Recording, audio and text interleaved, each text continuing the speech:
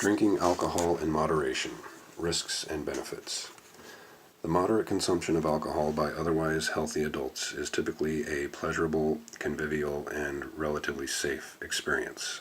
In small doses, alcohol intake typically elevates the user's mood and reduces his or her anxiety. Drinking alcohol may also increase one's talkativeness and self-confidence, which is why many people choose to drink in bars, at family gatherings, or in other social situations. According to most medical experts, the average male can consume up to 2 drinks per day, and a non-pregnant, non-breastfeeding female can consume 1 drink daily without adversely affecting his or her health. The U.S. Center for Disease Control, CDC, defines a standard drink as either 12 ounces of beer, 8 ounces of malt liquor, 5 ounces of wine, or 1.5 ounces a shot of distilled spirits or liquor.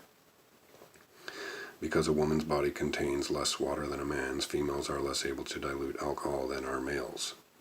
This is one reason why women tend to feel the psychoactive effects of the drug much faster than men. Some limited data indicates that the regular consumption of low doses of alcohol may provide certain health benefits. For instance, red wine contains antioxidants that may assist in warding off heart disease, certain types of cancers, and Alzheimer's. Drinking a pint of beer a day may be associated with stronger bones. The barley in beer contains silicon, in preventing osteoporosis. A 2001 study published in the Journal of the American Medical Association reported that light and moderate drinkers were more likely to survive a heart attack compared to their non-drinking counterparts. This result is likely because alcohol, like aspirin, affects blood coagulation and reduces blood clots. By contrast, drinking excessive amounts of alcohol may actually promote many of the conditions mentioned above, including increasing one's risk of high blood pressure, osteoporosis, heart attack, and stroke. Of course, even drinking small amounts of alcohol can lower users' inhibitions and impair judgment. As few as 1 or 2 drinks can alter one's reaction time, decision-making, and alertness, causing users to do or say something they may later regret, and putting them at an increased risk of having an accident. A 2006 University of Missouri study reported that the likelihood of experiencing an injury requiring hospitalization is greatly increased in the 6 hours immediately following the consumption of alcohol. A separate 2009 study affirmed these results, finding alcohol use in the 6 hours prior to injury was associated with an elevated relative risk compared with no alcohol use. Predictably, alcohol use is a common cause of emergency room admissions and workplace injuries.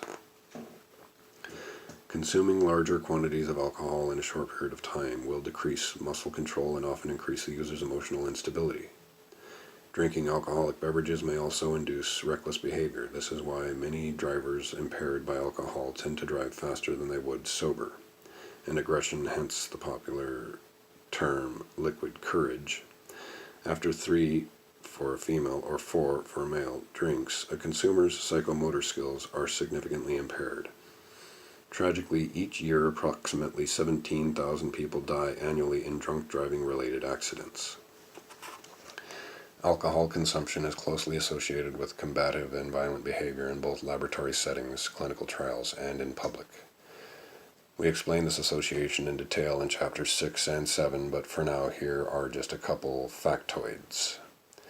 According to government statistics, more than 40% of murderers in jail or state prison report that they had been drinking at the time of their offenses, and nearly 1/2 of those convicted of assault and sentenced to probation had been drinking when the offenses occurred.